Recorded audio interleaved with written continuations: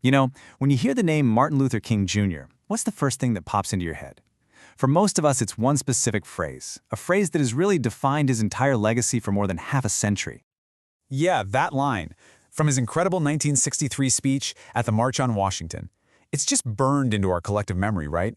It gives us this image of Dr. King, the dreamer, this figure everyone can agree on, calling for a beautiful future of racial harmony. But what if that's not the whole story?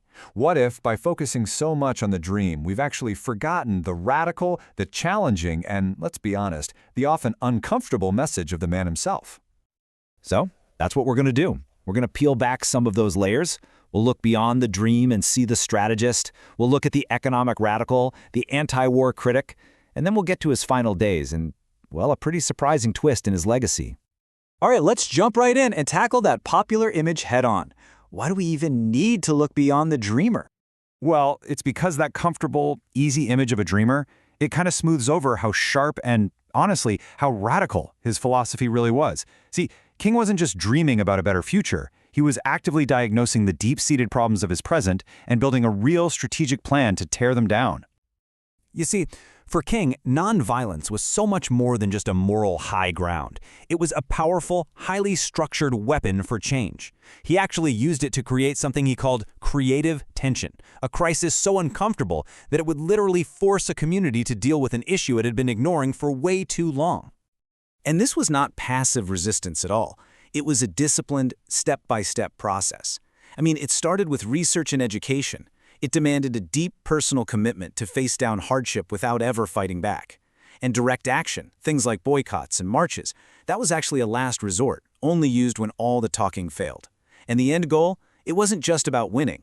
It was about reconciliation, creating what King dreamed of as the beloved community. But wait a minute, how did he justify breaking the law? Well, in his incredible letter from Birmingham Jail, King laid out a crystal-clear moral argument. He said a just law lines up with a higher moral law, and it applies to everybody, no exceptions.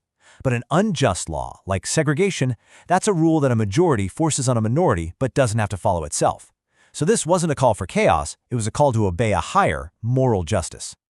And this quote right here, it just perfectly illustrates his realism. He knew that you had to apply pressure, because as he wrote from that jail cell, people in power almost never give it up willingly. And this need to confront power, well, it went way beyond race and straight into the economic heart of the nation. Okay, so this is where things get really interesting. We're about to meet a side of Dr. King that you almost never hear about in the mainstream. For him, the fight against racism was completely tangled up with the fight against poverty and economic exploitation. You couldn't separate them. I mean, check this out. As far back as 1952, in a letter to his future wife Coretta Scott, a young Martin Luther King Jr. straight up confessed his economic views. He'd been reading socialist literature and just found himself deeply agreeing with its critique of the system. He truly believed that any system that could produce such incredible wealth right alongside such crushing poverty was just fundamentally broken. This wasn't just about integrating lunch counters anymore. For him, it was about rethinking the entire economy so it could serve everyone. For King, you couldn't have racial justice without economic justice, period. In his later years, he started connecting all these dots, and he came up with this really powerful concept he called the triple evils. He argued that racism, poverty, and militarism weren't three separate problems. No, they were all tangled together in this vicious, self-feeding cycle. You just couldn't solve one without taking on the other two. And that brings us to his most controversial stance of all.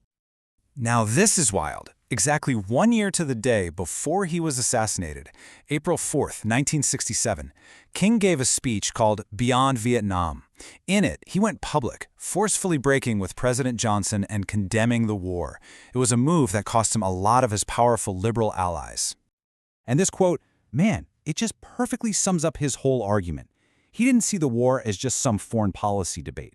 For him, it was a moral crisis right here at home. He believed the bombs being dropped on Vietnam were also exploding in American cities because they were draining all the money and resources we desperately needed to fight poverty. And look, his reasons were complex. He saw the glaring hypocrisy of a nation supposedly fighting for freedom overseas while denying basic freedoms to its own citizens. He was horrified by the human cost. And in the end, he believed that a society built on war could just never achieve that peaceful, just, beloved community that was his ultimate goal. So you have these three huge pillars: nonviolent strategy, economic justice, and anti-militarism. They weren't just abstract ideas for him. All of them, they come crashing together in the final tragic campaign of his life. And it is absolutely no accident that King's last big campaign wasn't about voting rights, but about workers' rights. He went to Memphis to stand with sanitation workers who were on strike for better pay and safer conditions. He was literally living out his core belief that racial and economic justice were the same fight. But that trip to Memphis was just fraught with tension. A march on March 28th turned violent, which deeply disturbed King. He came back in early April, totally determined to lead a peaceful protest. Then, on the rainy night of April 3rd, tired and facing constant death threats, he gave what would be his final speech to a small but fired-up crowd.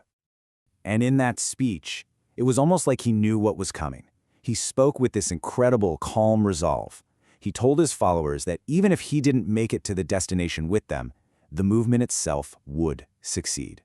The very next evening, he was shot and killed on the balcony of his motel room. Okay, so now for a final, really surprising twist to his legacy. What on earth could this number, 2038, possibly have to do with Dr. King? Get this, 2038, that's the year his most famous words, "I have a dream," will finally become public property. Until then, for 70 years after his death, that speech is under copyright, managed by his estate. Which means if you want to use his famous words on freedom in a movie, or an ad, or a book, you often have to pay a licensing fee. And that kind of brings us full circle, back to the complex, radical King. The dreamer's words are a commodity. The anti-capitalist critic's message is monetized. And it leaves us with this final, really challenging question to think about. Not just about the man, but about the movement and the memory we all choose to keep alive.